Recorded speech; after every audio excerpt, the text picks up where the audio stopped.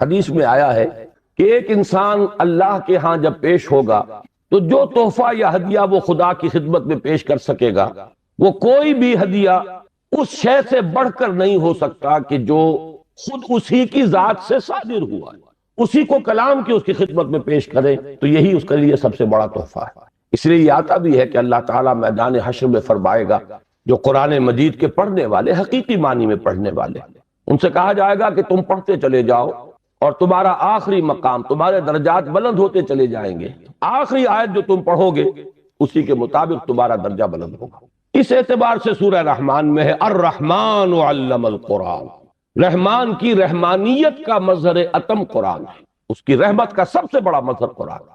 لیکن ایک عظمت ہے افادیت کے اعتبار سے، انسانوں کے لیے یہ کس کس پہلو سے مفید ہے، اس کے اعتبار سے میں سمجھتا ہوں کہ جامع ترین مقام سورہ یونس کی یہ 2 آیات ہیں جو میں نے تلاوت کی۔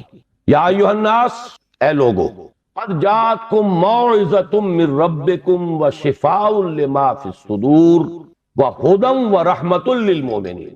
پہلی آیت میں 4 الفاظ جمع کیے گئے قرآن کے لیے۔ اے لوگو، تمہارے پاس آ گئی ہے وہ شے جو موعظہ بھی ہے، نصیحت، واعظ سے بنا ہے لفظ، موعظۃ وشفاء لما فی الصدور، اور جو کچھ سینوں میں روگ ہیں ان کا مداوع، ان کی شفا، ان کا معالجہ، وہدی، اور ہدایت، رہنمائی، ورحمۃ للمؤمنین، اور رحمت اہل ایمان کے حق میں۔ اس کے بعد فرمایا، میں ان 4 الفاظ کی شرح بعد میں کروں گا، لیکن دوسری آیت کا مفہوم بھی سامنے آ جائے تو اس پہلی آیت کی عظمت جو ہے وہ نکھر کر سامنے آئے گی۔ قل بفضل اللہ وبرحمتہ، اے نبی ان سے کہہ دیجئے یہ اللہ تعالیٰ کے فضل اور اس کی رحمت کا مظہر ہے کہ اس نے یہ کلام نازل فرمایا۔ فبذالک فلیفرحوا، تو چاہیے کہ اس پر خوشیاں منائیں، جشن منائیں کہ اللہ کا یہ فضل اور اللہ کی یہ رحمت ہمارے شامل حال ہوئی، ہمیں عطا ہوئی۔ ہوا خیر مما یجمعون، یہ ان تمام چیزوں سے زیادہ قیمتی اور بہتر ہے جو یہ جمع کرتے ہیں، دولت، مال و اسباب، آسائشوں کا ساز و سامان، راحت کی مختلف چیزیں جو ابھی انسان جمع کرتا ہے۔ ہوا خیر مما یجمعون، ان تمام چیزوں سے جنہیں یہ جمع کرتے ہیں، جن کی قدر و قیمت کا ان کے قلب پر کوئی نقش ہے، ان سب سے کہیں بہتر، کہیں قیمتی، کہیں وقی، کہیں زیادہ قابل قدر شے یہ۔ خوشی منانی ہو تو اس پر مناؤ، جشن منانا ہو تو اس کا مناؤ۔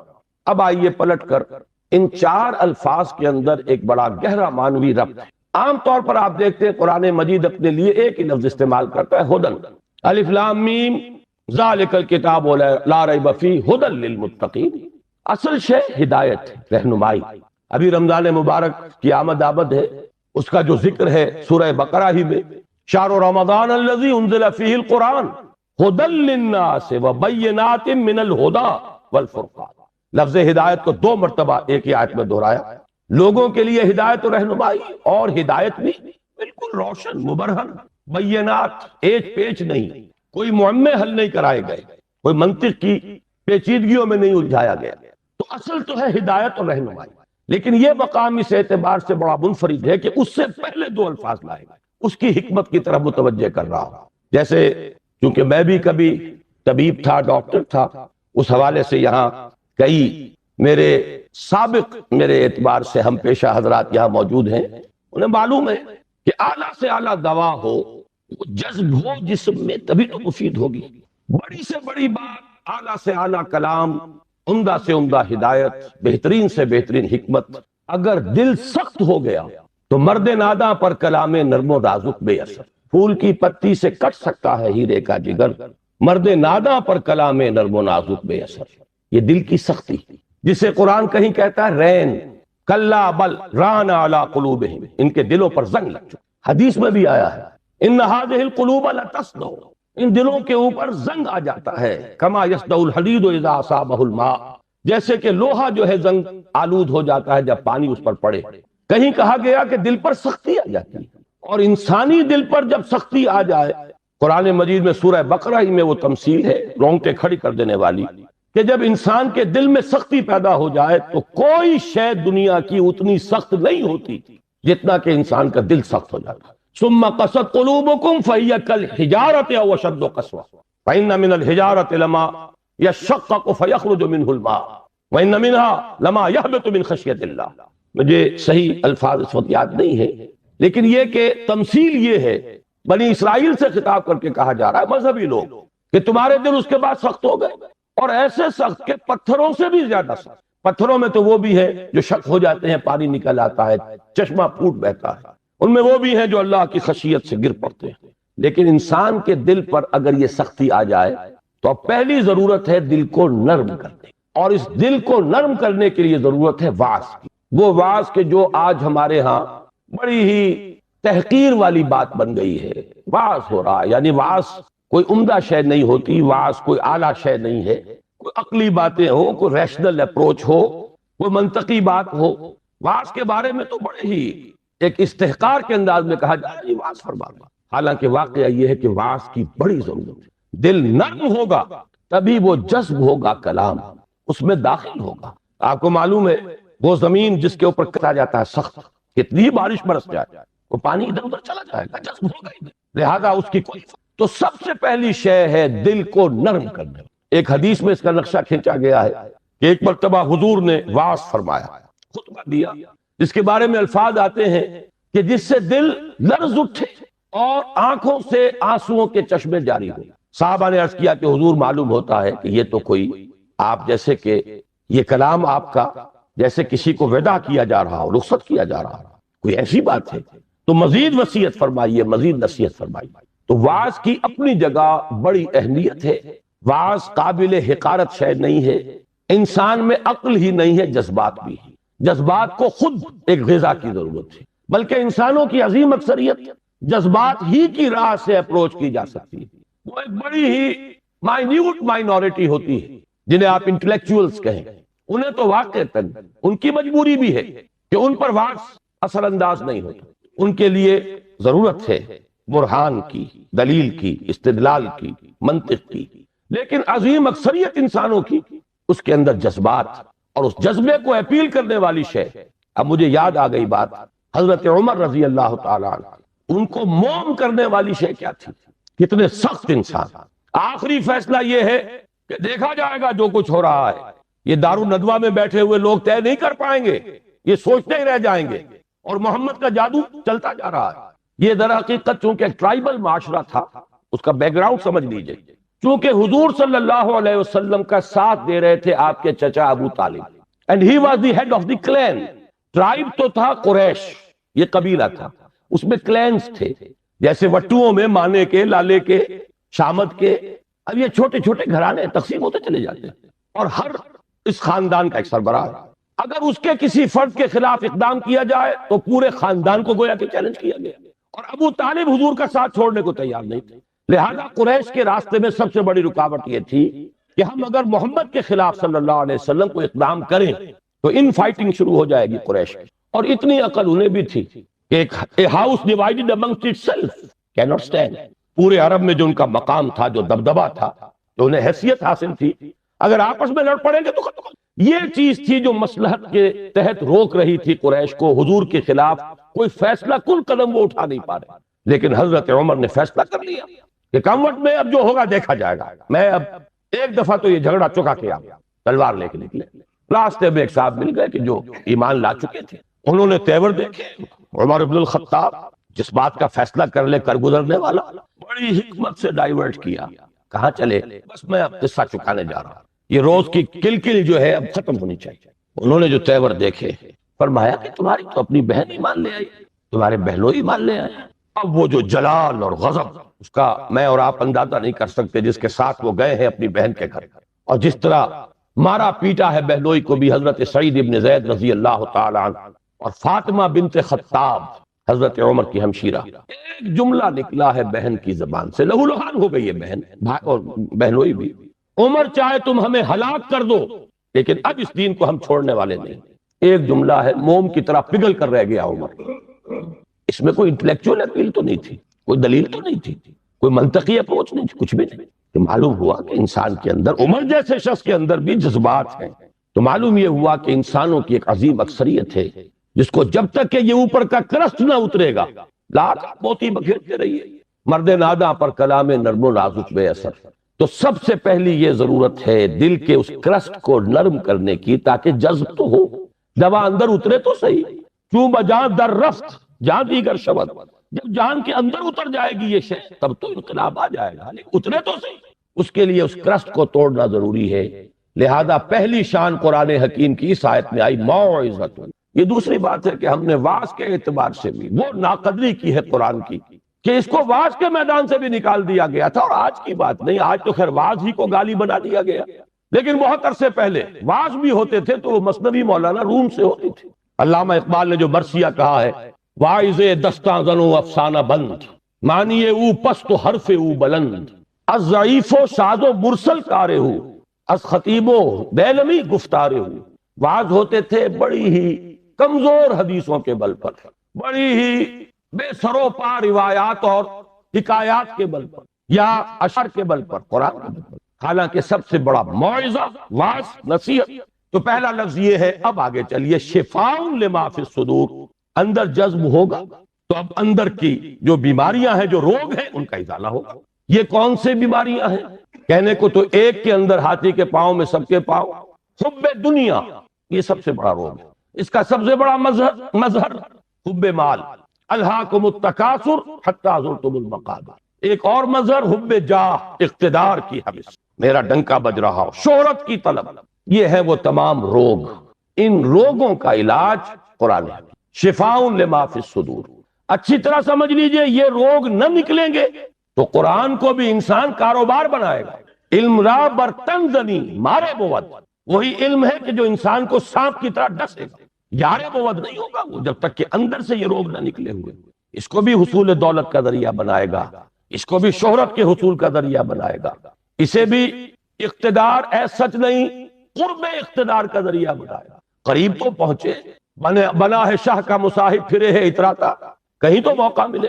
علم اور اعلیٰ ترین علم، فتویٰ فروشی بھی ہوگی، دین فروشی ہوگی، جب تک کہ یہ اندر کے روگ نہ نکلے۔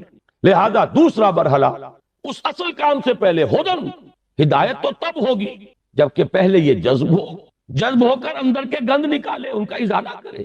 حب دنیا کی جڑ کاٹے، حب مال کی جڑ کاٹے، حب جاہ کی جڑ کاٹے، شہرت کی طلب کی جڑ کاٹے۔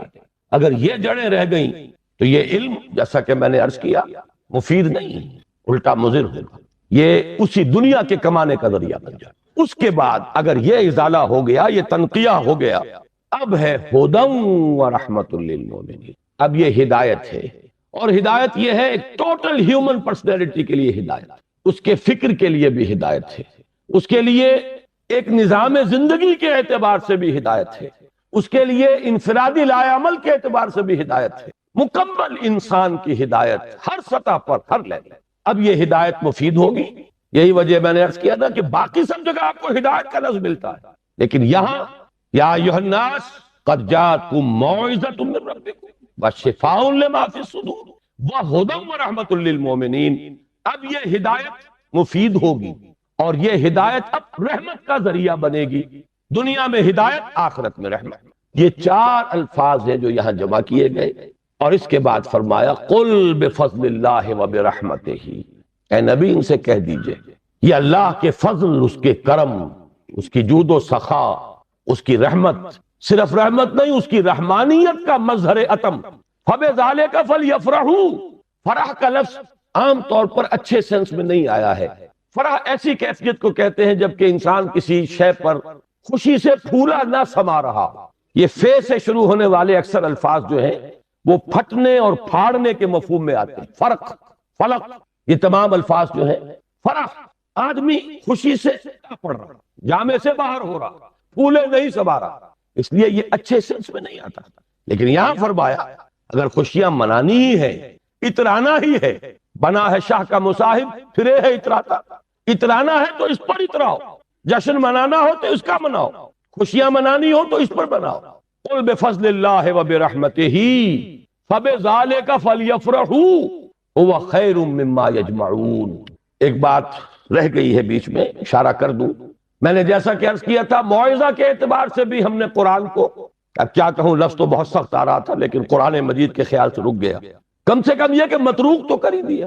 اس سے آگے تزکیہ نفس، اس میں تو سرے سے اس کا کوئی دخل ہی نہیں، اس کے لیے تو کچھ اور اذکار ہوں گے، کچھ اور مراقبے ہوں گے، کچھ اور میڈیٹیشنز ہوں گی، کچھ اور ریاضتیں ہوں گی، کچھ اور تپسیائیں ہوں گی، کچھ اور آسن لیے جائیں گے ادھر سے ادھر سے، کہیں جوگیوں سے اور کہیں نو افلاطونی نیو پلیٹونزم، افلاطونی نظریات، نو افلاطونی نظریات، یہ ہے کہ جو ہمارے ہاں تزکیہ نفس کے لیے بورو کی گئی ہیں، حالانکہ شفاء لما فی الصدور قرآن کہہ رہا، خود قرآن اندر کے سارے گند دھونے والا، اندر کے سارے روگ ان کا ازالہ کرنے والا تو قرآن ہے۔ وَنُنَزِّلُ مِنَ الْقُرْآنِ مَا هُوَ شِفَاءٌ وَرَحْمَةٌ لِّلْمُؤْمِنِينَ وَلَا يَزِيدُ الظَّالِمِينَ إِلَّا خَسَارًا، ہم اتار رہے ہیں اس قرآن میں سے وہ شے جو شفا ہے اور رحمت ہے اہل ایمان کے حق میں، لیکن ظالموں کے لیے خسارے ہی کا اضافہ کرتا ہے۔ وہ ظالم کون ہے؟ جن کے اندر وہ روگ ہے باقی۔ تو اس کے لیے بھی علامہ اقبال نے کہا صوفیوں کا حال، صوفیے پشمینہ پوشو حال مست، از شراب نغمہ قوال مست، آتشت شیر عراقی در دلش، در نمی سازد با قرآن محفلش۔ پشمینہ پوش بھی ہے، حال مست بھی ہے، قوال سے وجد آ رہا ہے، قوالی سے حال، از شراب نغمہ قوال مست، آتشت شیر عراقی در دلش۔ عراقی کا شعر ہو، حافظ کا شعر ہو، اندر آہت محسوس ہوتی ہے۔ در نمی سازد با قرآن محفلش، اس کی محفل میں قرآن بار نہیں پا سکتا، قرآن سے سروکار نہیں رہا۔ دونوں اعتبارات سے ہم نے قرآن کو ساقط کیا، خارج البلد کیا، اس سے زیادہ سخت لفظ زبان پہ لا نہیں سکتا۔ بہرحال یہ ایک ہدیہ تھا جو میں نے آج آپ کے لیے طے کیا کہ پیش کروں۔ اب اس کے حوالے سے آگے مولانا رومی کا ایک شعر عرض کر دوں کہ ای قدر گفتیم باقی فکر کرو۔ ہر دفعہ وہ ساری کتھا جو ہے دہرانے کی ضرورت نہیں ہے، اتنا کچھ عرض کر دیا گیا، اب آگے غور کیجئے، سوچئے، فکر کرو، ہم کیا کر رہے ہیں، اس قرآن کا مقام ہم نے کیا سمجھا ہے، اس قرآن سے ہمارا تعلق کس نوعیت کا ہے۔ بآیاتش ترا کار جزئی نیست کہ از یاسین او آساب میری، اس قرآن کی آیات سے تمہارا یہی سروکار لے گیا ہے کہ عالم نظام میں سورہ یاسین سنا دو، جان آسانی سے نکل جائے، مشکل جو ہے مرحلہ آسان ہو جائے۔ یہ صرف ایصال ثواب یا حصول ثواب کا ایک آلہ بن گیا۔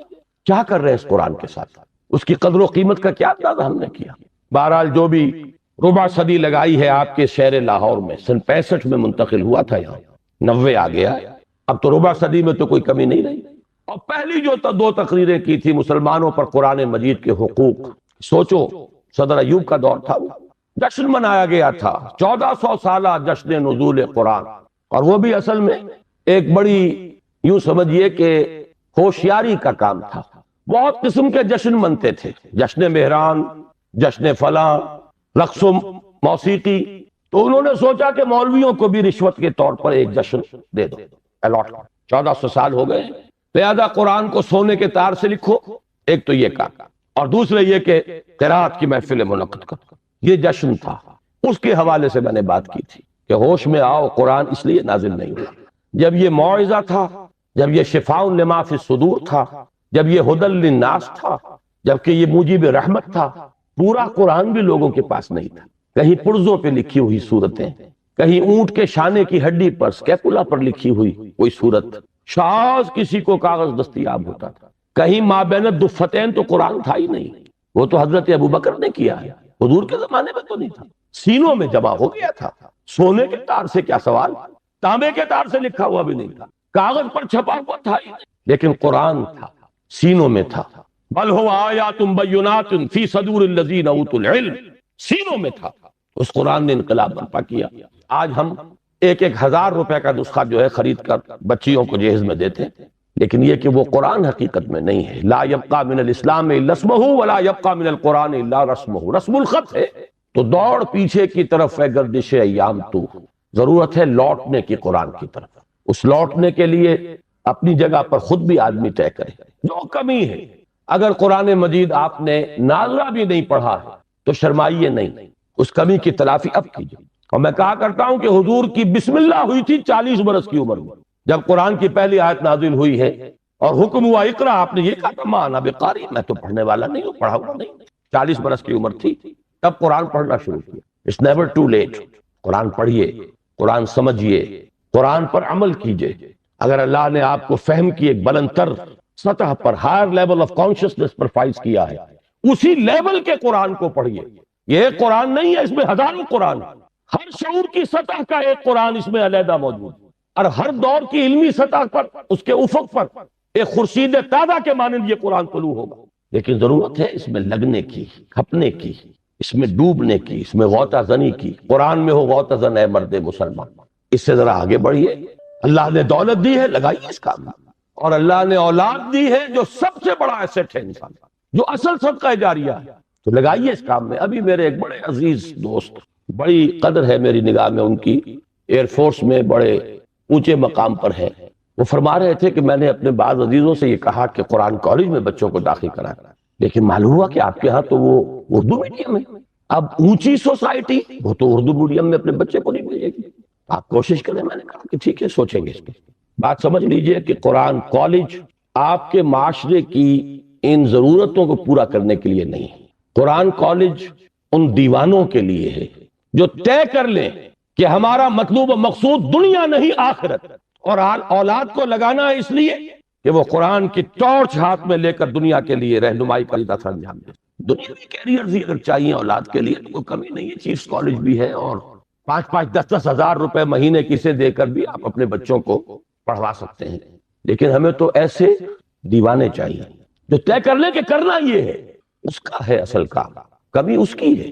ہم نے کالج، ہمارے پاس کہاں اتنے وسائل و ذرائع، کئی مرتبہ خیال آیا، میرے اپنے احباب کہتے رہے کوئی اعلیٰ درسگاہ جس میں کہ اونچے لوگ بھی آئے، میں کہتا ہوں صحیح ہے، آپ کی ضرورت، آپ کا خیال درست ہے، ہمیں کیٹر کرنا چاہیے اس لیول کی بھی ضرورت کو، ورنہ وہ جاتے ہیں، دلائل ہے، کیتھیڈرل میں جائیں گے، فلاں جگہ جائیں گے، وہاں جائیں گے، تو آپ کیوں نہیں اس طرح کا مدرسہ کھولتے؟ میں نے کہا کوئی کرے، مجھے اعتراض نہیں، بلکہ میری آشیرواد حاصل ہوگی، میرا تعاون ہوگا، لیکن میں اپنے اوپر یہ تہمت نہیں لے سکتا کہ قرآن کے نام پر میں کالج بناؤں اور اس میں بھی صرف وہی بچے داخل ہوں جن کے والدین 5-5 ہزار روپے فیس ادا کر سکیں، گویا کہ آج کا قرآن بھی صرف امراء کے لیے۔ یہ بات میرے لیے قابل قبول نہیں، مجھے تو خلوص چاہیے، جذبہ چاہیے، عزم چاہیے، پہلے سے طے کر لیں کہ ہمیں اس راستے پر جانا ہی نہیں، وہ چاہیے۔ وہ جو مولانا روم نے کہا کہ دی شیخ با چراغ، ایک شیخ دن کے وقت ہاتھ میں چلیے ہوئے کسی کو تلاش کر رہا تھا، کہ کیا کرتا ہوں، دماغ خراب، میں کسی انسان کو تلاش کر، انسان معرضوس کہا گیا، انسان نظر نہیں آتا، کہیں نہیں، مجھے تو نظر نہیں آ رہے، وہ تو بھیڑیے نظر آ رہے ہیں، درندے نظر آ رہے ہیں، ازدام و در ملوم ہوں، انسان معرضوس، بھیڑیے تو میں ملال مجھے ہو گیا ہے، تنگ آ گیا، انسانی لباس میں نہیں، بندروں اور سوروں کی کمی، نہ ملنے والی شے تو انسان ہے، انسان معرضوس، مجھے انسان چاہیے۔ یہی کشف اسی شہر میں مولانا احمد علی رحمہ اللہ، وہ اپنا جوانی کا واقعہ بتاتے ہیں کہ جب وہ آئے تھے، ابھی نظر بند کیے گئے لاہور میں شیرا والے کے علاقے میں، تو جوانی کا دور تھا، کہیں نکلے، ساتھ ہی کشمیری بازار، گلی ہوتے نکل آئے، بھرا بازار، تو چپکے سے کہتا ہے انسان سے بتائیں، ان کو نو کا دور استہزائیہ انداز میں کہا، آپ کو انسان نظر نہیں آتے بھرے بازار میں؟ نہیں، مجھے تو نظر نہیں آتی۔ اور مولانا احمد علی فرمایا کرتے تھے کہ اب جو میں نے خود دیکھا تو مجھے محسوس ہوا کہ وہاں بندر بیٹھا ہے، وہاں انگور بیٹھا ہے، وہاں کوئی بھیڑیا ہے، جو حقیقت تھی اندرونی وہ منکشف ہوئی۔ یہ لیکن تھوڑی دیر کی بات تھی، اس کے بعد اچانک پھر وہی کچھ تھا، اور وہ بزرگ غائب تھے، وہ تو آنکھ کھولنے کے لیے آئے تھے۔ تو ہمارے تو اصل میں طلب ہے ان کی، یہ نہیں کریں گے تو ایک بات مجھ سے سن لیجئے، آپ کے یہ بنگلے اور آپ کے یہ کارخانے بھی نہیں رہیں گے، اس ملک کے لیے کوئی جڑ بنیاد نہیں ہے سوائے دین کے۔ وہ حشر جو ڈھاکہ میں ہوا ہے ہر جگہ ہو سکتا، اور میں سالوں پہلے سے کہہ رہا ہوں کراچی میں کہ جب یہاں سزا آئے گی تو سب سے بڑھ کر ہے کراچی والوں تم پر گرفت، اس لیے کہ تم میں وہ لوگ ہیں، یو پی کے ان شریف گھرانوں کے لوگ جن کے ہاں پردہ اس نوعیت کا ہوتا تھا جو حفیظ نے کبھی کہا تھا کہ چشم فلک نے آج تک دیکھی نہ تھی ان کی جھلک، جن کے اپنے پورے پورے برقعے، پھر ٹانگے، پھر سواری کے لیے ایک چادر ادھر ایک چادر ادھر، پھر ٹانگے میں پیچھے بیٹھ گئے تو پھر چادر بندھی ہوئی ہے، اور جب یہاں آئے ہیں تو جس کے پاس 2 پیسے ہو گئے پہلا کام یہ کیا کہ برقع اتار کے پھینک دیا۔ یہ ترقی کی گویا کہ پہلی سیڑھی تھی، آزادی گویا کہ اسی کے لیے حاصل کی گئی تھی۔ کیا حال ہے اس کا؟ جو کچھ وہاں ہوا، جو کچھ ڈھاکے میں ہوا، جو وہاں دھان منڈی میں ہوا، وہ کراچی میں، ناظم آباد میں کیا ہو نہیں رہا؟ کیا یہاں نہیں ہو سکتا؟ اس ملک کے لیے اگر اس کی خیر درکار ہے، آج صبح 2 گھنٹے کی تقریر کر چکا ہوں، کتاب لکھ چکا ہوں استحکام پاکستان، لیکن یہ کہ کون پڑھے گا؟ اس کی کیا یوٹیلیٹی ہے؟ سارا ویو یوٹیلیٹیرین ہے، افادیت کیا ہے؟ کوئی پروفیشنل افادیت ہے؟ کوئی مالی افادیت کا پہلو ہے؟ کچھ بھی نہیں، کوئی تفریح تباہ ہے؟ وہ بھی نہیں، لیکن یہ کہ بہرحال غور کیجئے، سوچئے، جو تعاون جس نے جب جتنا کیا اتنا ہی مشکور ہوں، ممنون ہوں۔ میں نے الحمدللہ اپنے آپ کو لگا دیا، اور آج دن میں بھی کہا تھا، نہ صرف اپنے آپ کو لگا دیا، اپنی اولاد کو کھپا دیا، اللہ قبول فرمائے۔ لیکن آپ سے مطالبہ یہ ہے، اس کے لیے اگر زکوٰۃ نہیں نکالیں گے اپنی اولادوں میں سے، شاید کہ اب بھی اللہ تعالیٰ اگر اس طرح کوئی پیش قدمی ہو جائے تو شاید کہ اللہ تعالیٰ ہماری توبہ قبول فرما لے، ورنہ حالات جہاں بیٹھیں گے چار آدمی، معاشرے کا مرثیہ جتنا چاہے مرثیہ پڑھوا لیں، سارا مرثیہ پڑھ کر وہی کچھ ہے، اگلی صبح طلوع ہوگی وہی روٹین ہوگا، وہی مشاغل ہوں گے، سرے منہ کوئی فرق نہیں۔ ہم اس طبقے میں سے ہیں، میں نے کبھی آج یاد آ رہا تھا مجھے 20 سال پہلے اسی ہوٹل میں، پورے 20 سال 1970 کا نومبر تھا غالباً، میڈیکل ایسوسی ایشن کے تحت میں نے اس ہوٹل میں تقریر کی تھی، 4 دائرے بتائے تھے معاشرے کے۔ آج میں جمعے کی تقریر میں پھر اسے دہرا کر آیا، اس لیے مجھے یاد آیا تھا کہ آج شام پھر مجھے اسی ہوٹل میں پہنچنا ہے۔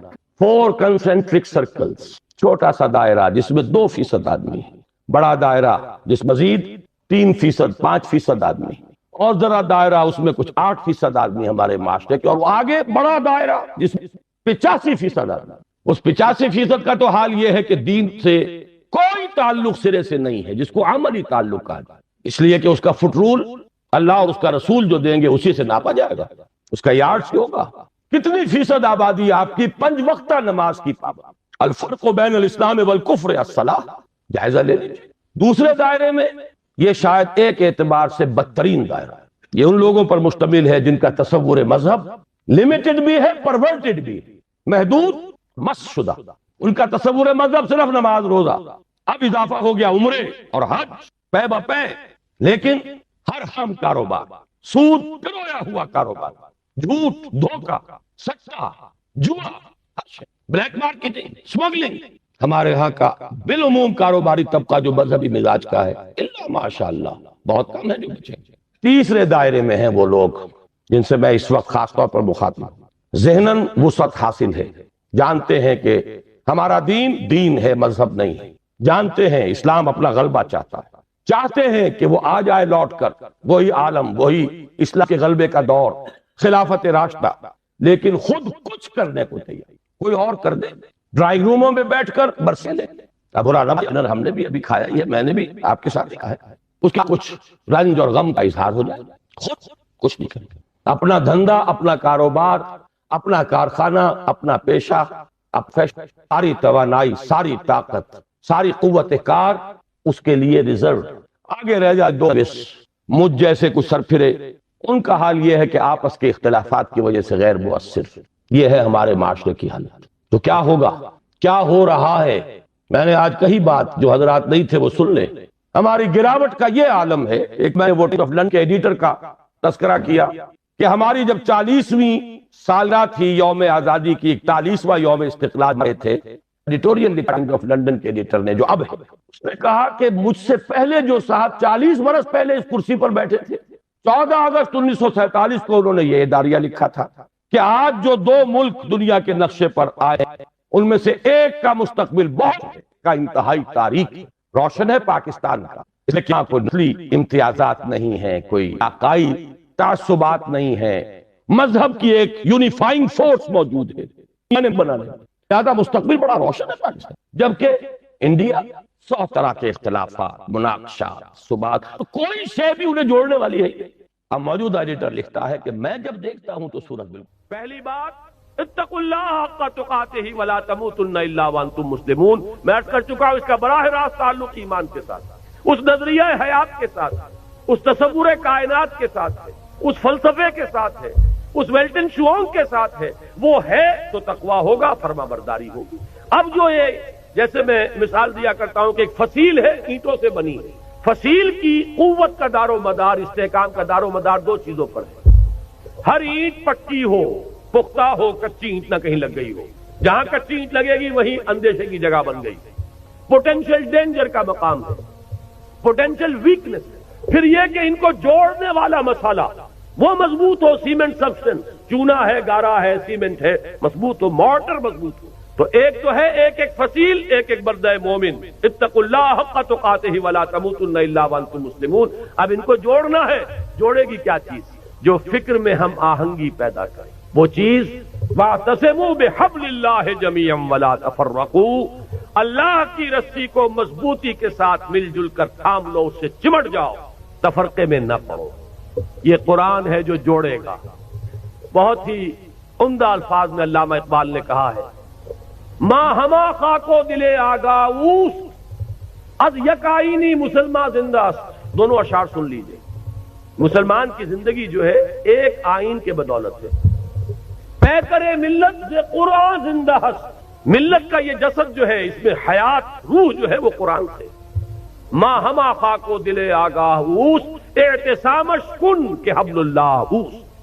ہم تو خاک کے مانندے جیسے جسد خاکی ہے، اس میں روح ہے جو حیات کا ذریعہ ہے، تو در حقیقت ماں ہما خاکو دلے آگاؤس اعتصامش کن، جسد ملی کے اندر وہی مقام جو ہے قرآن کا ہے، مضبوطی سے تھامو حبل اللہ۔ یہی ابھی گزشتہ بدھ کو جو میرا مضمون چھپا تھا، جو الہدیٰ ہی کے سلسلے کی اقساط آ رہی ہیں جنگ میں، شاید نظر سے گزری ہو، وہ اسی موضوع پر تھی، واعتصموا بحبل اللہ جمیعا ولا تفرقوا۔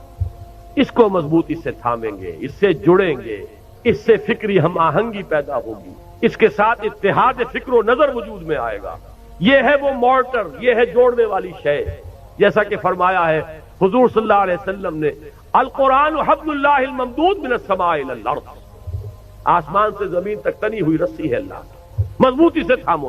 ایک دفعہ کا واقعہ بڑا پیارا ہے، حضور اپنے حجرے سے باہر تشریف لائے، مسجد نبوی کا نقشہ ذرا ذہن میں رکھیے، حجرے سے باہر تشریف لائے تو دیکھا ایک کونے میں کچھ مسلمان، کچھ اہل ایمان بیٹھے ہوئے قرآن کا مذاکرہ کر رہے ہیں، سمجھا رہے ہیں، چہرے پر بشاشت کے آثار ظاہر ہوئے۔ یہ معجم کبیر طبرانی کی جو ہے اس کی روایت۔ آپ تشریف لائے، ایک سوال کیا بڑا عجیب، بلکہ اس سوال کو تو یوں سمجھ کر سنیے کہ جیسے کہ حضور یہ سوال مجھ سے اور آپ سے بھی کر رہے ہیں، الستم تشہدون اللہ الہ الا اللہ وانی رسول اللہ وان ھذا القرآن جاء من عند اللہ، کیا تم اس بات کی گواہی نہیں دیتے کہ اللہ کے سوا کوئی معبود نہیں، میں اللہ کا رسول ہوں اور یہ قرآن اللہ کے پاس سے آیا ہے؟ صحابہ کا جواب کیا ہو سکتا تھا؟ بلا یا رسول اللہ، حضور کیوں نہیں، بالکل ہے، ایسا ہی ہے۔ اب آپ نے فرمایا فابشروا، بشارت حاصل کرو، خوشیاں مناؤ، فإن هذا القرآن طرفه بأيديكم وطرفه بيد الله، اس لیے کہ اس قرآن کا ایک سرا تمہارے ہاتھ میں ہے، ایک سرا اللہ کے ہاتھ میں۔ یہ ہے وہ قرآن، وہ حبل اللہ، واعتصموا بحبل اللہ جميعا ولا تفرقوا۔ اس کے بعد وہ تاریخ کا حوالہ دیا، واذکروا نعمت اللہ علیکم اذ کنتم اعداء فألف بین قلوبکم، یاد کرو احسان جو اللہ کا تم پر ہوا جبکہ تم دشمن تھے، ایک دوسرے کے خون کے پیاسے تھے۔ اوس اور خزرج کی دشمنی چلی آ رہی تھی 100 برس سے، قبیلے لڑ رہے تھے، پھر اللہ تعالیٰ نے تمہارے دلوں میں الفت پیدا کی، ایمان کی الفت، مقصد کی ہم آہنگی، نظریات کا اشتراک۔ وَكُنْتُمْ عَلَىٰ شَفَا حُفْرَةٍ مِّنَ النَّارِ، جب بھی ان الفاظ سے گزرتا ہوں ایسے محسوس ہوتا ہے جیسے ایک حدیث میں الفاظ آئے، فیہ ذکرکم، یہ جو قرآن ہے اس میں تمہارا ذکر ہے، اور بلکہ اس سے پہلے الفاظ ہیں، فیہ خبر ما قبلکم ونبأ ما بعدکم وحکم ما بینکم۔ حضرت علی کی روایت ہے یہ، حضور نے فرمایا اس قرآن میں تم سے پہلوں کی خبریں بھی ہیں، تم سے بعد کے حالات کی اطلاعات بھی ہیں، اور جو بھی تمہارے مابین کبھی اختلاف ہوگا اس کا حل اور فیصلہ موجود۔ تو ہمارا ذکر کہاں ہے؟ کنتم علی شفا حفرۃ من النار، تم تو آگ کے گڑھے کے کنارے تک جا پہنچے تھے، فانقذکم منہا، تو اللہ نے تمہیں اس سے بچایا اور نکالا۔ آج جو حالات پاکستان کے، جس کا تھوڑا سا نقشہ میں نے کھینچا تھا، زیادہ تفصیل میں جانے کا وقت نہیں ہے، میرا جو نقطہ نظر ہے میثاق میں اس ماہ کے پرچے میں وہ آ چکا ہے تفصیل سے، لیکن یہ کہ ذرا بھی آنکھ کھلی ہو، شعور کی آنکھ، اور حالات کا کوئی مشاہدہ ہو رہا ہو، تو یہ بالکل رائٹنگ آن دی وال کی طرح یہ حالات سامنے موجود ہیں۔ ہم آگ کے تباہی کے گڑھے کے کنارے تک پہنچ چکے، اللہ بچا سکتا ہے، اسے قدرت حاصل ہے، لیکن یہ بچاؤ ہوگا اسی طور سے جس طور سے کہ اس وقت اس نے بچایا تھا، محمد الرسول اللہ کے ذریعے سے بچایا تھا صلی اللہ علیہ وسلم۔ حضور فرماتے ہیں کہ میری اور تمہاری مثال ایسی ہے کہ آگ کا ایک الاؤ ہے، تم اس میں کود پڑنا چاہتے ہو اور میں تمہارے کپڑے پکڑ پکڑ کر گھسیٹ رہا ہوں۔ اس طریقے سے اسی نسخے کو اختیار کریں گے تو بات بنائے گی۔